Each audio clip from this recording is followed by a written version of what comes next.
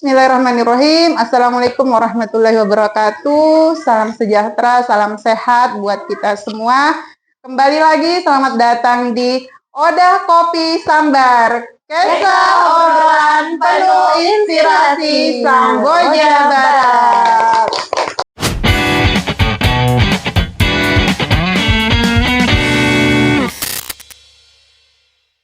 Ini ada yang berbeda nih hari ini.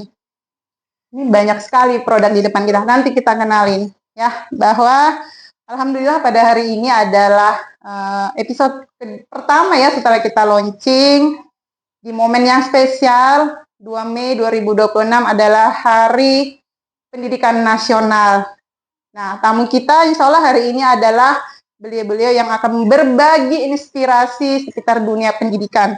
Dan izin kami akan sampaikan bahwa untuk hari ini karena momennya pendidikan, ini adalah semua ini hasil kerja keras dari teman-teman Pokja 2 PKK Kecamatan Samboja Barat. Terima kasih. Nah, sebenarnya saya banyak kawan-kawan nanti yang hadir di sini. Kawan saya yang pertama, sosoknya muda, cantik. Kita akan mendengarkan sharing inspirasi dari beliau yang harapan kami bisa memberikan inspirasi khususnya bagi generasi-generasi muda kita ke depan. Kita sambut Mbak Putri. Ibu. Selamat datang Mbak Putri di Odah Kopi Sambar. Silahkan. Apa kabar ini? Aduh, baik sekali Sehat. Ibu. Alhamdulillah. Alhamdulillah. Bagaimana perasaan pertama kali dapat undangan dari teman-teman kami?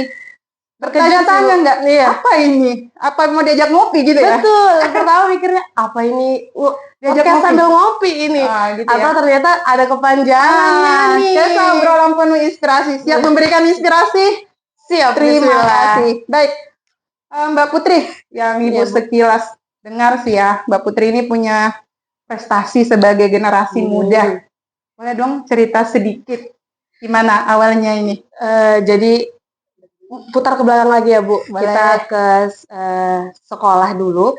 Kemarin tuh Putri sekolah di Mana? SMA Negeri 2 Samboja. Sungai Merdeka ya? Sungai Merdeka Oke. di Kilo 42. Nah, dari situ mungkin baru terlihat nih bibit-bibit mau kemana, apa sih hobinya dan apa sih Mulai ada mau arah jalannya. kemana gitu ya? Betul sekali.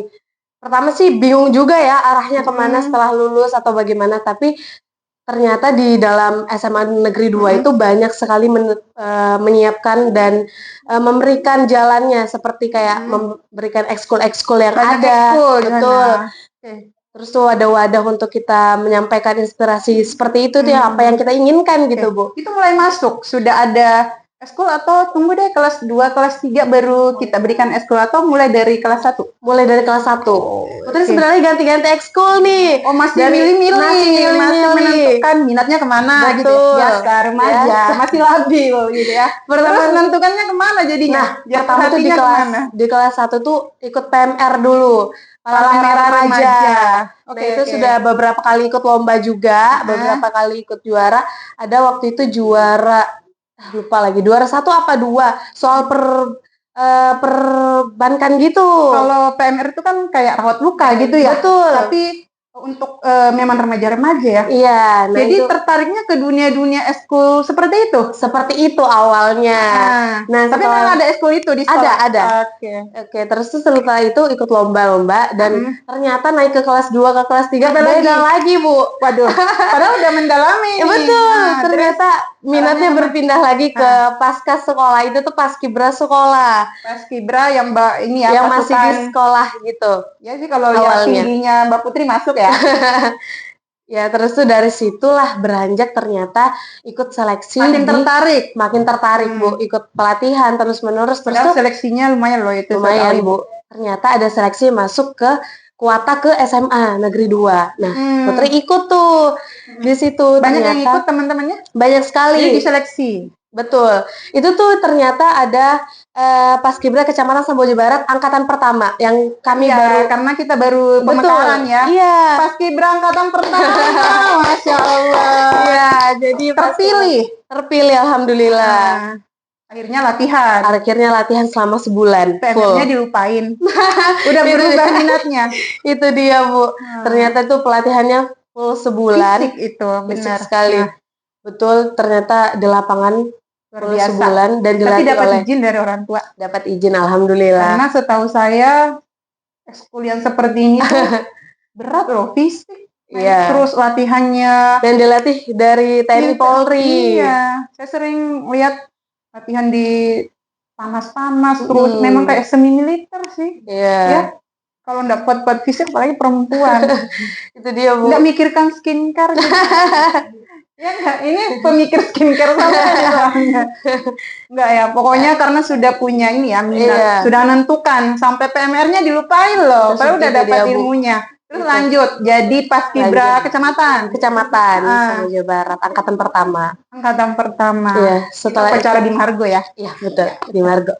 Terus? Setelah itu ternyata setelah berjalan, lulus sekolah, memutuskan untuk nggak kuliah dulu sebenarnya, gebir setahun, sambil mikir ini arahnya kemana atau mau bagaimana selanjutnya. Ternyata setelah tahun depan, tahun kedua setelah tamat, ya tahun pertama setelah tamat, itu tahun depannya Putri ternyata ada panggilan untuk melatih di Kecamatan Samboja Barat, Paskibra Kecamatan Samboja Barat angkatan jadi kedua. Jadi kakak pelatih. Jadi pelatih. Untuk dan itu adik-adik yang angkatan kedua. Betul, sepantaran dengan TNI Polri itu kemarin di tahun 2024. Partnernya kakak-kakak dari TNI Polri untuk melatih adik-adik ini lagi. Iya, dipanggil untuk itu. Iya. Alhamdulillahnya kemarin. Jadi melatih ikut melatih angkatan 2024. Kemarin, Bu. Karena angkatan pertama terus turun dipercayakan untuk membantu. Iya, betul. Nah, selama latihan itu ada nggak yang paling diingat gitu? Siapa tahu ada momen yang kayaknya aku mau nyerah deh, aku kayaknya aduh fisik sudah seperti ini. Karena gini, paskibra tahun lalu ada tuh saya di WA sama salah satu orang tua lah ya. Bu, katanya, anak saya itu sebenarnya fisiknya sanggup katanya, tapi itu dikuat-kuatin, dipaksa-paksain. Kami orang tua sebenarnya nggak mau mendukung, tapi kasihan anaknya mau banget. Nah, ini kan artinya kemampuan dan kemauan itu tidak seimbang ya. Nah, kalau Putri ada nggak hal-hal yang atau alhamdulillah sih mulus-mulus aja gitu? Kalau dari izin orang tua dan support orang tua tuh pasti dapat selalu kalau Putri, Bu. Tapi memang kembali ke diri kita untuk ngejalanin hal-hal itu tuh memang berat sekali, Bu. Apalagi selama sebulan. Dijaga banget kan. Betul. Apalagi berselingan dengan nggak enak badan, sakit. Tapi itu masih sambil sekolah nggak? Kalau latihan itu? Sambil. Apa dikasih libur? Saya ya masih sekolah tapi ada liburnya selama sebulan itu. Diizinkan dari sekolah diizinkan dari sekolah. Ya? Betul. Tapi tugas masih terus berjalan. Jadi pasukan apa waktu itu? Kan setahu saya ada 3 staff. Ya, betul. Ada yang saya pastinya pokoknya paling banyak. Ada pasukan. Saya di pasukan 8 yang pembawa bendera, saya di bagian belakang. Di bagian pengawal ya? Pengawal. Yang pemimpinnya tentara ya kalau betul. Saya pagi sore di pasukan 8, alhamdulillah. Oke. Terus itu kan pendidikannya disiplin. Betul, Bu. Pasti ya harus tepat waktu. Kemudian ada nggak pengaruhnya dengan karakter seorang Putri? Sangat, Bu. Setelah saya mendapatkan materi mental dan banyak hal di Paskibra, ternyata banyak perubahan yang saya dapat. Tidak hanya latihan di lapangan. Betul, tidak hanya dapat kekerasan, bukan kekerasan, tapi dalam arti latihan fisik. Dalam arti latihan fisik. Ya, jangan di betul. Kekerasan itu ya, dalam arti latihan fisik. Betul. Mental, fisik. Terbentuk jadinya. Betul sekali, Bu. Tapi bukan hanya itu, tapi karakter tuh terbentuk rasanya, Bu. Kayak misalkan disiplin yang mana kita sudah hampir sebulan tuh disiplin terus waktu. Nggak boleh begadang, tidur. Karena kan lumayan ya tempat latihan sama rumah Putri kan? Iya. Putri kan di Karya. Latihan di Margo. Lumayan jaraknya. Bangun sudah pagi, sudah subuh, harus sarapan. Ada hukuman nggak kalau telat? Pasti. Pasti selalu. Itu sudah berangkat pagi di sana. Mending nunggu daripada telat. Jadi ini yang terbentuk salah satunya disiplin waktu. Betul. Dan itu susah loh membentuk kedisiplinan itu karena harus dari dalam. Harus dari diri sendiri. Karena aku harus disiplin karena ini itu akan hilang. Tapi kalau dari dalam. Nah, jadi itu terbentuk ya sampai sekarang. Terbentuk terus tuh bagaimana etika ya itu terbentuk dengan kakak pelatih ya. Betul. Dengan itu sesama teman benar-benar. Karena itu kami ya begitu ajarannya kepada pelatih, kepada senior ataupun seperantaran itu tuh pasti ada porsi-porsinya dan harus diterapkan selalu. Siap. Jadi mungkin Alhamdulillah, ke bawah ada dampak alhamdulillahnya. positifnya banyak ya. Banyak sekali, Bu. Gimana respon dari guru-guru? Alhamdulillah katanya karena perwakilannya juga banyak. Membanggakan kan jadinya. Iya, pasti dibanggakan. Terus perwakilannya banyak jadi mungkin lebih bangga ya karena banyak dari sekolahnya. Banyak mewakili ya. Betul, dari sekolah. Bu. Waktu itu berapa orang dari sekolah Putri? Sekitar 12. Ceweknya berapa? Cewek ada 6 mungkin, Bu. Agak lupa dari SMA Negeri 2 itu.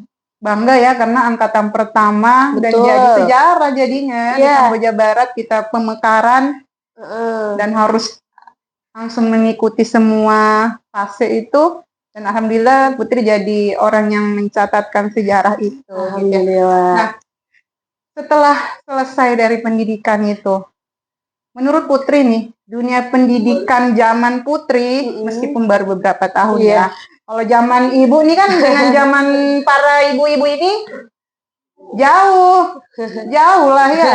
Apalagi zaman-zamannya Bu Mariam nih. Kalau zaman Putri, masih kan sudah tahun 2000-an kan? Iya, Bu. Kalau dengan zaman kami di tahun 90-an, itu secara sarana prasarana jauh, secara banyaklah yang berbeda. Nah, apa harapan Putri sebagai generasi penerus ini? Harapan Putri terhadap dunia pendidikan kita? Mungkin lebih tertuju kepada siswa-siswinya. Tergantung siswi. Ya. Untuk lebih sepertinya sejauh ini tuh banyak melihat kayak pergaulan ataupun attitude atau semacamnya itu kembali ke dirinya. Iya, kembali. Karena tantangannya media ya. Betul, apalagi media sekarang tuh betul sekali berpengaruh sekali, Bu. Banget ya. Betul. Di sekolah dilarang nggak boleh bawa HP, tapi di rumah sama ya kan, aja. Ya, Bu, ya? Ini ada Bu Guru nih. Iya kan? Iya, jadi baru di sekolah kan cuma berapa jam. Nah, ini yang jadi tantangan anak-anak kita ke depannya. Di sekolah sudah betul-betul nih gurunya seperti ini. Begitu keluar pagar sekolah hilang. Nah, itu yang tentu kita tidak ingin seperti itu. Nah, Putri menyikapi hal-hal seperti itu. Kita juga tidak bisa salahkan media sih. Betul, ya. Bu. Media nggak salah sih. Kembali ke diri sendiri. Penggunanya. Nah, sekarang kalau kita lihat tuh kan, maaf ya, anak-anak SD aja udah main HP loh. Saya sering tuh kalau lewat anak-anak tuh pulang sekolah, mampir dulu pinggir jalan main HP. Kayaknya sampai rumah udah dilarang. Nah, ini kan tantangan berat sebagai seorang orang tua, ya kan?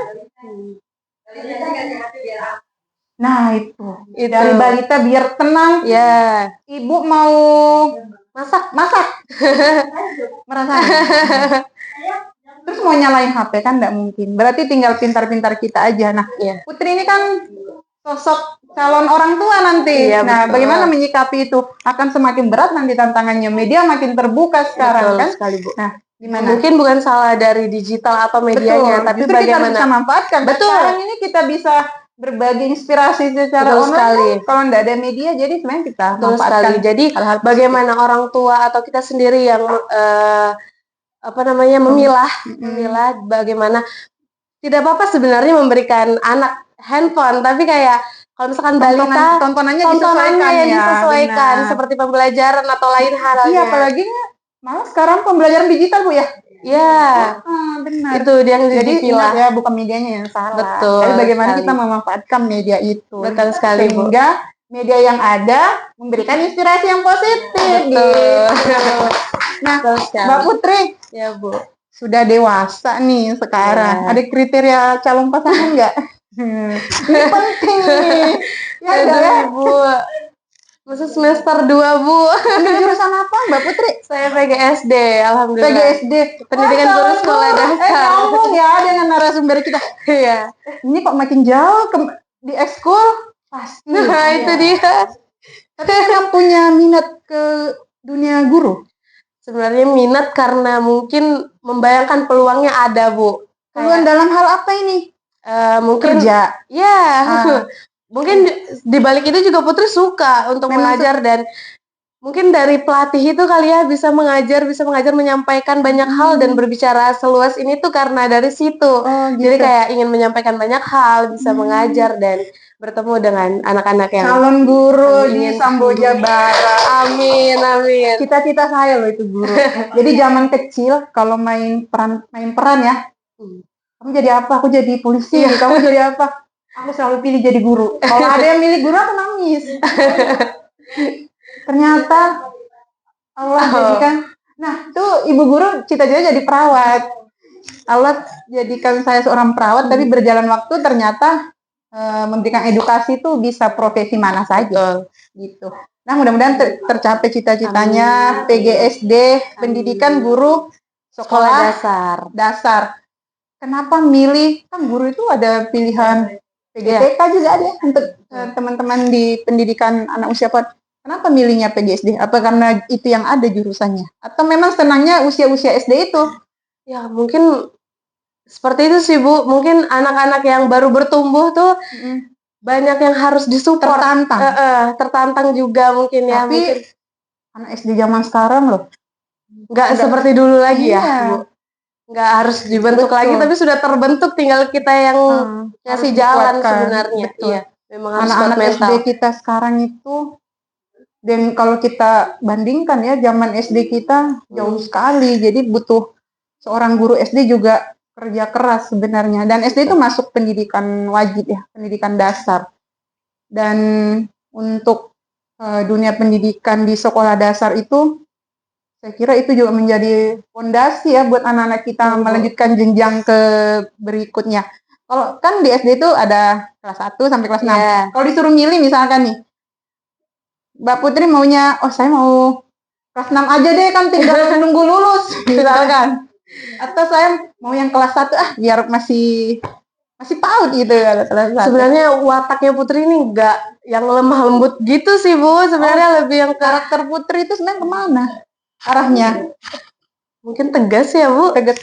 Pengen yang orang yang sudah tinggi-tinggi kali ya? Iya mungkin Bu. Karena pengen ngasih taunya tuh, Putri tuh ngasih taunya pengen yang stuck gitu langsung ya? Gitu loh. Nggak bisa yang mungkin orangnya nggak bisa yang bertahap karena kesabarannya setipis tisu ya. Kayak gitu. Jadi pengen yang langsung sekali dikasih tahu lakuin kayak gitu. Kalau seperti itu ya antara kelas 4 ke atas. Iya, 4 ke atas. Kemudian Ibu juga ingin sedikit menyampaikan bahwa kita tuh kalau di PKK untuk teman-teman di Pokja 2 itu mengurusi terkait pendidikan ya. Kemudian terkait pelatihan, nanti juga kita akan coba hadirkan nih ketua PKK kita. Masih ganti baju kayaknya, habis upacara tadi. Kemudian di Dharma Wanita itu ada bidang pendidikan. Nah, kemudian di Pokja PAUD, nih teman-teman Pokja PAUD nih. Di Posyandu sekarang, Posyandu itu juga ngurusin, ada SPM bidang pendidikan, malah itu bidang yang pertama. Nah, kalau kita lihat tema yang diangkat kementerian untuk tahun ini itu adalah bahwa pendidikan tetap fokusnya di pendidikan bermutu.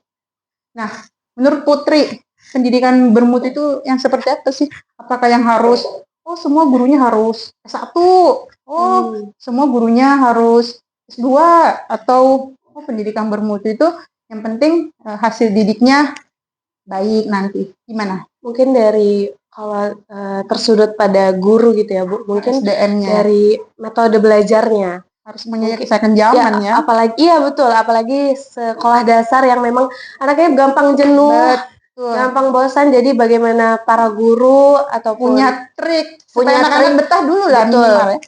Yang mana mereka bisa paham, bisa terus melihat dan mendengarkan gitu, fokus. Betul fokus. Jadi metode belajarnya yang menarik harus mungkin disesuaikan. Terus bagi anak-anak itu mungkin bukan perlu tekanan, tapi kayak arahan aja sih Bu.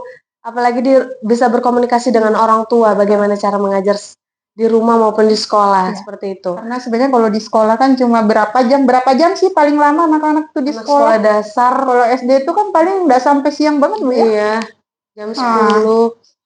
Itu kan cuma bertemu dengan guru sekian jam, selebihnya di rumah, di lingkungan yang begitu besar pengaruhnya. Baik Mbak Putri, untuk terakhir deh, boleh dong kasih kata-kata inspirasi buat kawan-kawan Odah Kopi Sambar di luar sana, khususnya yang di Samboja Barat. Soal pendidikan itu sangat penting, Bu. Ya. Sangat penting, setinggi apapun kita berjalan, kalau tidak membawa bekal atau tidak punya ilmu, dalam kurung ilmu, sama saja kayak kantongan yang kita bawa tuh bakal kosong perlahan gitu. Jadi kemanapun kita berada, ilmu ya. Betul, kemanapun kita berada, ilmu materi akan terus digunakan. Bagaimana? Nggak ada masanya. Nggak ada masanya. Jadi bawalah ilmu sebanyak-banyaknya dan berkenalalah sejauh-jauhnya. Jadi intinya jangan pernah menganggap ilmu itu tidak akan kepake misalnya. Pasti akan kepake terus dimanapun nanti kita berada. Mbak Putri, Ibu mau perkenalin nih produk-produk teman-teman. Ini asli produk lokal kawan-kawan Samboja Barat. Keren sekali. Ya, dan ini yang sudah masuk di beberapa store juga ya.